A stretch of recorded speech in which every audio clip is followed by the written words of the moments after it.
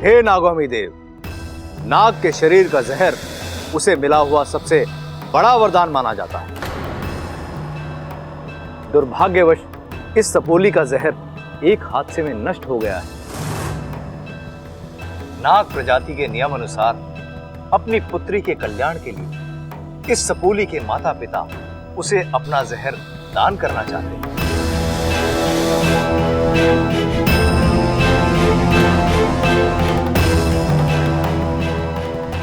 अनुमति ददातिम देवा।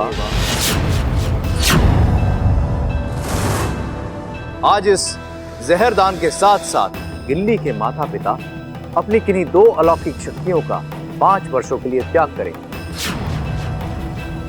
जहर अर्पण विधि शुरू करते हैं।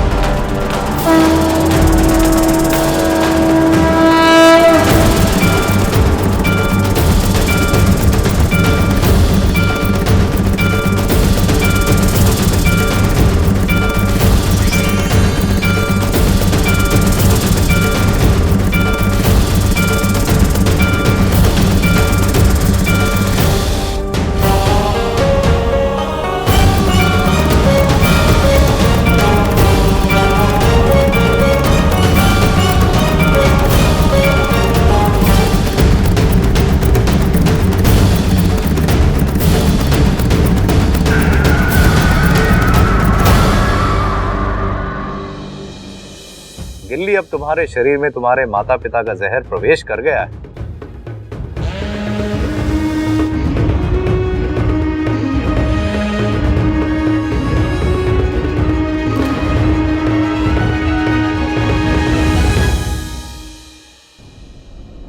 रुकिए, क्यों झूठ बोला आपने मुझसे? इच्छा, घर चलकर बात करते हैं ना बेटा। नहीं, मुझे अभी इसी वक्त बात करनी है। मुझे अपने सवाल का जवाब चाहिए। इच्छा तो नहीं पिताजी, ये वही माँ है ना जो अपनी बच्ची के लिए खुद आग में जलने को तैयार हुई थी, जो उसके लिए जान देने पर तुली हुई थी। जो माँ अपनी बच्ची के लिए अपनी जान दे सकती है, वो उसे अपना जहर क्यों नहीं दे सकती? नहीं दे सकती, क्योंकि जहर दान देने का मतलब अपनी आधी शक्ति खो देना है। कमजोरी आ जाती है और फिर हमारी उम्र बढ़ रही है और इस बढ़ती उम्र में अगर जहर का दान दे दिया तो हमारी तबीयत बिगड़ जाएगी। माँ, आपको लगता है मैं आपकी इन बातों पर विश्वास कर लूंगी? इच्छा, तुम विश्वास करो ना करो, हमें कोई फर्क नहीं पड़ता। सच्चाई तो यही है कि इस उम्र में हम अपने जहर का दान नहीं कर सकते। और तुमने सुना नहीं, इस विधि में जहर दान के साथ साथ अपनी 2 शक्तियों को त्यागना पड़ता है। हाँ, लेकिन 5 साल बाद वो वापस भी तो आ जाती है। और इन्हीं 5 सालों में अगर हमारे साथ कोई अनहोनी हो गई तो? नहीं, हम ये खतरा नहीं उठा सकते।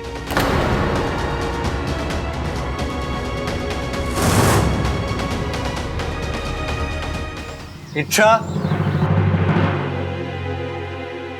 अरे कमाल की लड़की है यार ये। एक पल यहां होती है, एक पल कहीं और। अरे कितनी बार कहा है इच्छा बताकर जाया करो, लेकिन नहीं। शिव जी, आपने वैसे ही लड़की का चैप्टर ना बहुत ही मुश्किल बनाया है। अरे बीजे में घुसे नहीं घुसता, और ऊपर से ये इच्छा।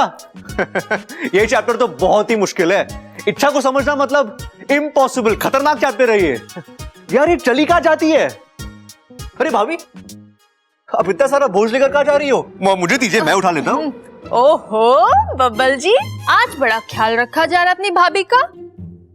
कपड़े वपड़े छोड़िए, सीधा मुद्दे पे आइए। क्या काम था? अरे नहीं नहीं भाभी, मुझे कुछ काम वाम नहीं था। मुझे लगा मुझे आपकी मदद करनी चाहिए, इसलिए मैंने पूछा। भाभी अब अकेली कितना काम कर लेती हो? घर में बाकी सब होके भी ना होने के बराबर है। अभी इच्छा को ही देख लो, फिर से गायब है। अब आपको पता है क्या वो कहाँ गई है? दरअसल प्रॉब्लम उसके नाम में है। नाम में प्रॉब्लम? क्या मतलब? उसका नाम ही इच्छा है। जब उसकी जहाँ जाने की इच्छा होती है वहां चली जाती है। हाँ भाभी। एक बात कहूँ, अभी अभी इच्छा की शादी टूटी है, उदास होगी। हमें उसे थोड़ा और टाइम देना चाहिए। अकेली होगी तो खुद को संभाल लेगी और फिर से हमारे साथ घुल मिल जाएगी। अरे भाभी लेकिन जाएगी कहाँ बब्बल जी, आ जाएगी। आप शांत रहिए। शादी टूटने का दुख इच्छा को हो ही नहीं सकता। वो तो कोई दिन रात ये प्रार्थना करती होगी कि शादी टूट जाए। प्यार तो वो मुझसे ही करती है ना यार। लेकिन फिर बात क्या है, पता करना पड़ेगा। आपको लगता है इच्छा हमारी बात पर विश्वास करेगी? पता नहीं। वो हमारी सपोली है, हमने सीने से लगाकर बड़ा किया है उसे। जितना हम उससे समझते हैं, जानते हैं, वो भी हमें उतना ही जानती है। मैं सब समझ रहा हूं सपली, लेकिन ये झूठ बोलने के अलावा हमारे पास और कोई चारा भी तो नहीं था। हमने आज उसका बहुत दिल दुखाया। चाहे जो भी हो जाए, हम उसे उसकी जिंदगी का राज नहीं बता सकते। सही कह रहे हैं आप, लेकिन मुझे बहुत डर लग रहा है। कैसा डर? इस राज को राज बनाए रखने के चक्कर में कहीं हम अपनी सपोली को ना खो दें।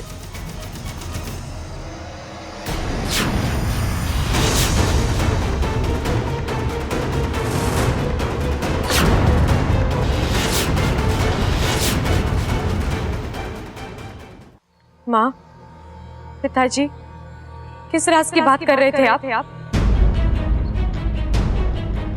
सिपली, मुझे लगता है कि इच्छा को सच बताने का वक्त आ चुका है।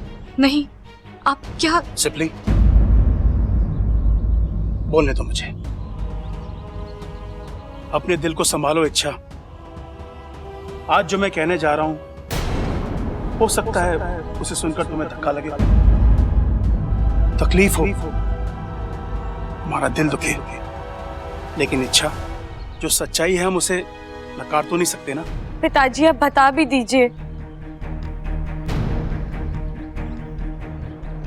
ये उन दिनों की बात है बेटा, जब तू 2 साल की थी। एक दिन अचानक तुमने जिद की कि मुझे इंसानी बस्ती देखनी है। मैंने और सिपली ने तुम्हें बहुत समझाया, लेकिन बचपन की जिद। हम तुझे एक सुंदर से बगीचे में ले गए।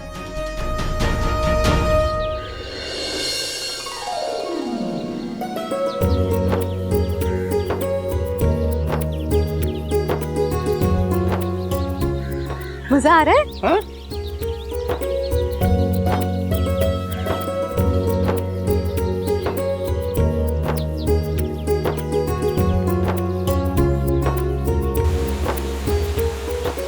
सिपली, वो देखो झरना। हाँ, कितना सुंदर है। पानी ऐसे बह रहा है जैसे दूध बह रहा हो।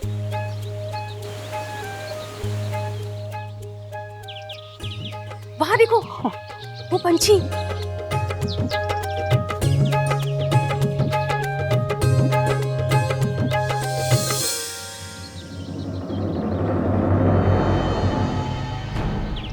और वो देखो, इंद्रधनुष। हम वहां की एक एक चीज महसूस करने लगे, और फिर थोड़ी देर के लिए तेरा हाथ हमसे छूट गया। जब हमने मुड़कर देखा तो तू वहां नहीं थी। इच्छा? हाँ? इच्छा कहाँ गई? हाँ? इच्छा? इच्छा? अबे यहीं पे तो थी।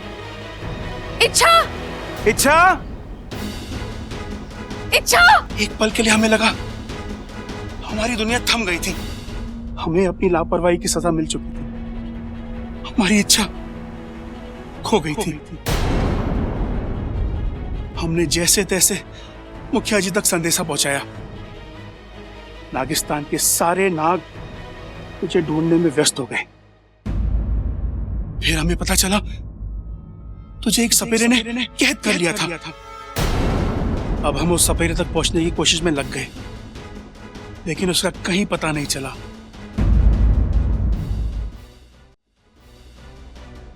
फिर कैसे ढूंढा आपने मुझे? और पिताजी, इस कहानी का आपके जहर अर्पण से क्या? बहुत करीबी रिश्ता है सपोली। जिस सपेरे ने तुझे कैद किया था उसने एक बहुत बड़ा षड्यंत्र रचा था। उसने तुझ पर एक ऐसी विधि करने की कोशिश की जिससे तेरा नागिस्तान से हर रिश्ता टूट जाए और तेरी शक्तियों का लाभ उसे मिल जाए। लेकिन नाकुमिदे की कृपा से हम वहां ऐन वक्त पर पहुंच गए और तुम्हें उससे छुड़ा लिया। लेकिन तब तक उसके मंत्र असर कर चुके थे। तेरा और हमारा रिश्ता कमजोर हो चुका था। लेकिन जहां तक शरीर का संबंध है, हमारा बंधन इतना मजबूत नहीं है कि जहर अर्पण जैसी विधि को झेल सके। अब अगर जहर पाने में कोई तुम्हारी मदद कर सकता है तो वो सिर्फ गुरुजी हैं।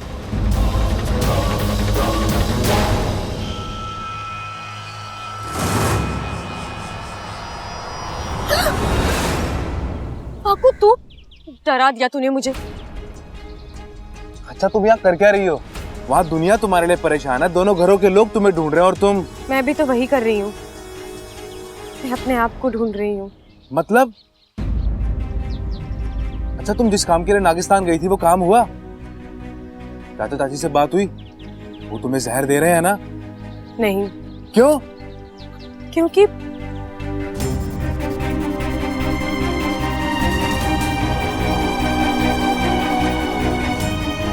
अरे तो तुम यहाँ क्या कर रही हो? गुरुजी के पास जाओ। और वहां जाकर भी कुछ नहीं होगा वाकू, बस एक और बहाना सुनने को मिलेगा। मतलब? मेरे पिताजी ने जो भी मुझसे कहा है वो सब झूठ है। क्या? असली राज कुछ और ही है वाकू। वो दोनों अभी भी मुझसे कुछ छुपा रहे हैं। उनकी आंखों में साफ दिखाई दे रहा था और ऐसे में मुझे तो कुछ समझ में नहीं आ रहा वाकू। जिन माँ बाप ने हमेशा मुझे सच बोलने का संस्कार दिया, आज वही मुझसे झूठ बोल रहे हैं। मुझसे क्या छिपा रहे और क्यों? अच्छा मुझे लगता तुम कुछ ज्यादा ही भावुक हो गई हो। नहीं वाकू, मैं अच्छा ये वक्त इन बातों का नहीं है, ये बातें हम बाद में करेंगे। तुम अभी गुरुजी के पास जाओ और अपने जहर का इलाज कराओ, वो ज्यादा जरूरी है। जरूरी तो मेरे सवाल भी हैं वाकू, मैं गुरुजी से वो भी पूछूंगी और इस बार जवाब लिए बगैर मैं लौटूंगी नहीं।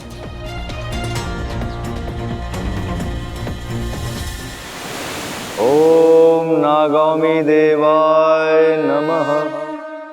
ओम नागामी देवाय नमः। गुरुजी, बैठो इच्छा, जहर अर्पण की विधि आरंभ करनी। उससे पहले मैं आपसे एक सवाल पूछना चाहती हूँ गुरुजी, क्या मैं पूछ सकती हूँ? बचपन में मेरे पिताजी के साथ कोई हादसा हुआ था या उन्हें कोई चोट लगी थी जिसकी वजह से वो। अच्छा, शेषु ने तुम्हें उस हादसे के बारे में सब कुछ बता दिया है? शेषु सच कह रहा है इच्छा, ऐसा एक हादसा हुआ था और उसी चोट की वजह से शेषु अपनी जहर देने की शक्ति खो बैठा है।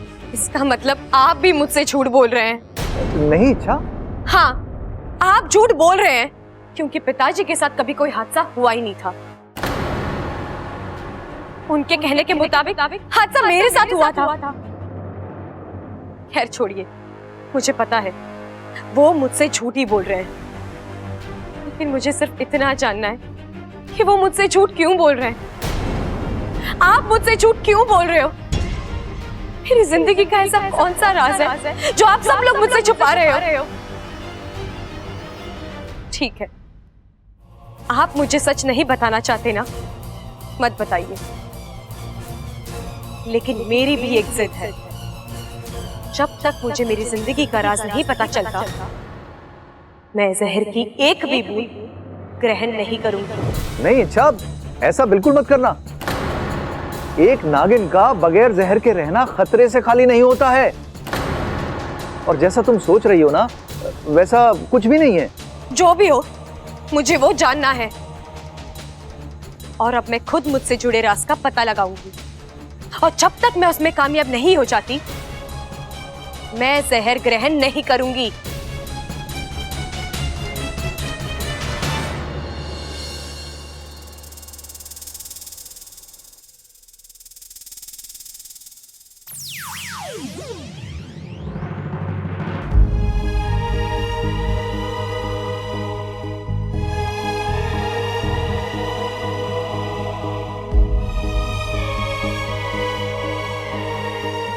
इच्छा,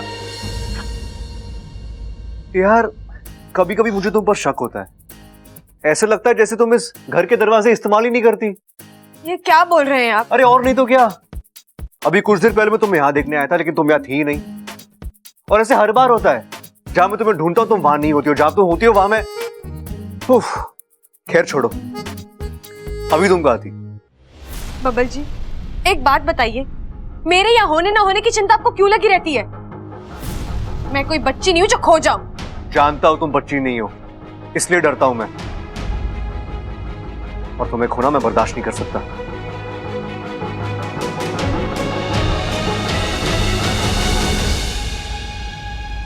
अच्छा, तुम रो रही हो? मुझ पर कौन सी आफत आ गई है जो मैं रोऊंगी? मैं कुछ रो नहीं रही। नहीं, वो तुम्हारी आंखों में पानी है। वहम है आपका। मैं दिन भर बाहर थी, थक गई हूँ, इसलिए चेहरा उतरा हुआ लग रहा है। थोड़ा आराम करूंगी, मैं ठीक हो जाऊंगी, लेकिन इस घर में मुझे कोई आराम करने दे तो ना।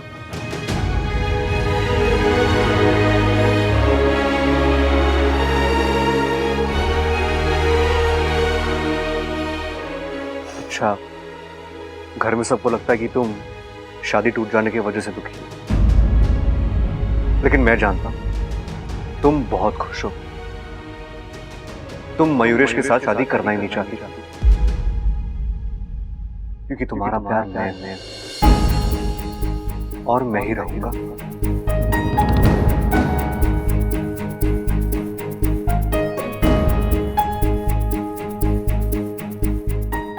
तुम ना बोलोगी, मैं हाँ बोलूंगा। सच क्या है, हम दोनों जानते हैं। एक ही बात को बार बार कहने से सच्चाई बदल नहीं जाएगी इच्छा। और हाँ, ये थकावट का बहाना किसी और को देना, क्योंकि मैं जानता हूं कि ये आंसू थकावट के नहीं, दर्द के हैं। वो दर्द जो तुम्हारी आंखों में है, लेकिन मैं अपने दिल में महसूस कर रहा हूं। देखो इच्छा, मैं तुमसे तुम्हारे रोने की वजह नहीं पूछूंगा, लेकिन एक बात हमेशा याद रखना, तुम्हारे हर दर्द में मैं तुम्हारे साथ हूं। तुम मुझसे अपना हर दर्द बांट सकती हो।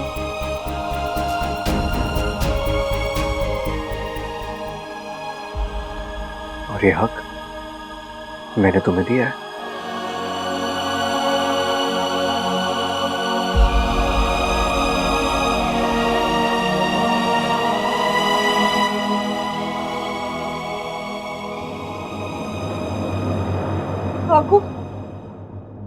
वाकू, कुछ पता चला? अच्छा, मेरे पास तुम्हारे किसी सवाल का कोई जवाब नहीं है, लेकिन मैं इतना जरूर जानता हूं कि कुछ तो है। जो भी है वाकू, पता लगाना होगा।